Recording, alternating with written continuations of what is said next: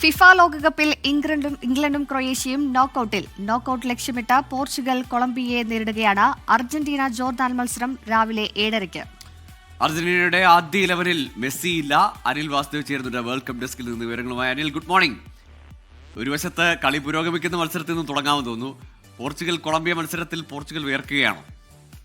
Good morning Gokul. Good morning Suresh. പറഞ്ഞതുപോലെ തന്നെ Portugal വിയർക്കുകയാണെന്ന് പറയേണ്ടിയിരിക്കുന്നു. കൊളംബിയ നന്നായി കളിക്കുന്നുണ്ട്. പ്രത്യേകിച്ച് കിട്ടിയ അവസരങ്ങളൊന്നും തന്നെ പോർച്ചുഗലിനെ ഇതുവരെ മുതലാക്കാനുമായില്ല. അതിലേറ്റവും പ്രധാനപ്പെട്ടത് ബ്രൂണോ ഫെർണാണ്ടസിന് കിട്ടിയ ഒരു സുവർണാവസരം ആദ്യ പകുതിയിൽ നഷ്ടമാക്കിയതാണ്. ഇപ്പോൾ മത്സരം 78-ാം മിനിറ്റിലേക്ക് എത്തുമ്പോൾ ഇരു ടീമുകൾക്കും ഗോൾ നേടാനായില്ല. ഗോൾ രഹിതമായി മത്സരം മുന്നേറുകയാണ്.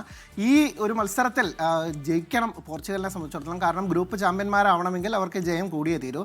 അതല്ലാത്ത പക്ഷം തോൽവിയോ സമനിലയോ എങ്കിൽ അവർ രണ്ടാം സ്ഥാനക്കാരായിട്ട് ആയിരിക്കും അടുത്ത ഘട്ടത്തിലേക്ക് നോക്കൌട്ടിലേക്ക് മുന്നേറുക. അതിൻ്റെ ഒരു പ്രശ്നം എന്ന് പറഞ്ഞാൽ ആ ഒരു പാത്തിലൂടെ പോവുകയാണെങ്കിൽ അർജന്റീനയെ പോലെ ഒരു ടീമിനെയൊക്കെ തന്നെ നേരിടേണ്ടി വരും സ്പെയിനെ പോലെ ഒരു ടീമിനെ റൗണ്ട് ഓഫ് 16-ൽ തന്നെ പ്രീ ക്വാർട്ടറിൽ തന്നെ നേരിടേണ്ട ഒരു അവസ്ഥ വരും എന്നുള്ളതാണ്. രണ്ടാം സ്ഥാനക്കാരായിട്ടാണെങ്കിൽ അപ്പുറത്തെ പാതയിലേക്ക് പോയാലും പ്രശ്നം തന്നെയാണ്. അവിടെ അർജന്റീനയുണ്ട്. പക്ഷേ അത് ക്വാർട്ടറിലെ ഏറ്റുമുട്ടേണ്ടതുള്ളൂ. അതിനു മുമ്പുള്ള 2 മത്സരങ്ങൾ ഏറെക്കുറെ സേഫ് ആണെന്ന് പറയാം. പക്ഷേ ഈ മത്സരം തോൽക്കുകയാണെങ്കിൽ അല്ലെങ്കിൽ സമനിലയിൽ കുരുങ്ങുകയാണെങ്കിൽ പോർച്ചുഗലിന് റൗണ്ട് ഓഫ് 16-ൽ തന്നെ സ്പെയിനെ പോലെ ഒരു മികച്ച ടീമിനെ, ലമീൻ യമാൽ അടങ്ങുന്ന ഒരു വമ്പൻ ടീമിനെ നേരിടേണ്ടി വരുന്നത് കാര്യങ്ങൾ ഒട്ടും സുഖകരമാക്കില്ല. എന്തായാലും മത്സരത്തിൽ ഇനിയും സമയം ബാക്കിയുണ്ട് എന്നുള്ളത് തന്നെയാണ്.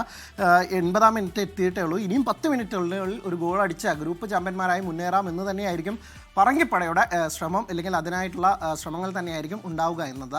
അതേസമയം ഇംഗ്ലണ്ടും ക്രൊയേഷ്യയും നോക്കൌട്ടിലേക്ക് അവസാന 32-ലേക്ക് മുന്നേറി കഴിഞ്ഞു. പാനമയെ എതിരില്ലാത്ത 2 ഗോളിന് തോൽപ്പിച്ചാണ് ഇംഗ്ലണ്ട് നോക്കൌട്ട് ഉറപ്പിച്ചത്.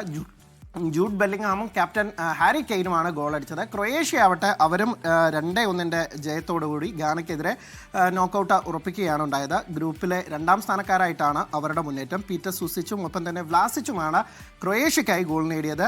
ലുക്കാസനാണ് ഗാനയുടെ ഒരു ആശ്വാസ ഗോൾ കണ്ടെത്തിയത്. അങ്ങനെ ഏറെക്കുറെ റൗണ്ട് ഓഫ് 32-ലെ ടീമുകളുടെ കാര്യത്തിൽ ഏറെക്കുറെ തീരുമാനമായി. ഒരു 30ഓളം ടീമുകളുടെ കാര്യത്തിൽ തീരുമാനമായി. ഇനി 2 ടീമുകളുടെ കാര്യത്തിൽ മാത്രമാണ് തീരുമാനമാവേണ്ടത്. ഇനി നടക്കാൻ വിളിക്കുന്ന മത്സരങ്ങളിലെ കുറിച്ച് അത് തീരുമാനമാകും. അവസാന കാര്യങ്ങളിലേക്ക്, അതായത് അർജന്റീന ഗ്രൂപ്പിൽ സമ്പൂർണ്ണ ജയം ലക്ഷ്യമിട്ടുകൊണ്ട് ഇറങ്ങുകയാണ്. 7:30-ക്കാണ് ജോർദാനെതിരായ മത്സരം. അതിൽ നായകൻ ലിയോണൽ മെസ്സിക്ക് ആദ്യ 11-ൽ അവസരമില്ല. അല്ലെങ്കിൽ അദ്ദേഹത്തിന് മത്സരം നേരത്തെ തന്നെ നോക്കൌട്ട് ഉറപ്പിച്ചതിനാൽ അർജന്റീനൻ ക്യാപ്റ്റനെ മാറ്റി നിർത്തുകയാണ്. അദ്ദേഹം 2ാം പകുതിയിൽ എത്തു. അദ്ദേഹം തന്നെ ആവശ്യപ്പെട്ടിട്ടുണ്ട് ഇനിയും ദീർഘ സമയമുണ്ട് അടുത്ത നോക്കൌട്ട് മത്സരത്തിന്. അപ്പോൾ കായികക്ഷമത നിലനിർത്താൻ തനിക്ക് കളിക്കണമെന്ന് ആവശ്യപ്പെട്ടു ലിയോണൽ മെസ്സി. അതുകൊണ്ട് മാത്രമാണ് അദ്ദേഹത്തെ ടീമിൽ ഉൾപ്പെടുത്തിയത് പോലും. അല്ലെങ്കിൽ അദ്ദേഹത്തിന് വിശ്രമം നൽകാനായിരുന്നു കോച്ച് ലിയോണൽ സ്കലോണിയുടെ പ്ലാൻ ഉണ്ടായിരുന്നത്. ഈ ടീമിലേക്ക് വന്നാൽ ഹൂലിയൻ അൽവാരസും ലൗട്ടോറോ മാർട്ടിനസും മുന്നേറ്റത്തിൽ ഇറങ്ങുന്നു. 2 സ്ട്രൈക്കർമാരെയും കളിപ്പിക്കുന്നു എന്നുള്ളത് വലിയ പ്രത്യേകതയാണ്. ഒപ്പം തന്നെ ജൂലിയാനോ സിമിയോണിയും ലോ സെൽസോയ്ക്കും ലോകകപ്പ് അരങ്ങേറ്റത്തിന് അവസരം ലഭിക്കുന്നു എന്നതുകൂടിയാണ് അർജന്റീന ടീമിലെ വിശേഷങ്ങൾ. ഗോകുൽ, സൂര്യശ്രീ. ശരി, അനിൽ വാസുദേവാണ് ഇപ്പോഴത്തെ മത്സരങ്ങളുടെ ഇനി വരാനിരിക്കുന്ന അർജന്റീന മത്സരത്തിന്റെ അപ്ഡേറ്റ്സ് നൽകിയത്.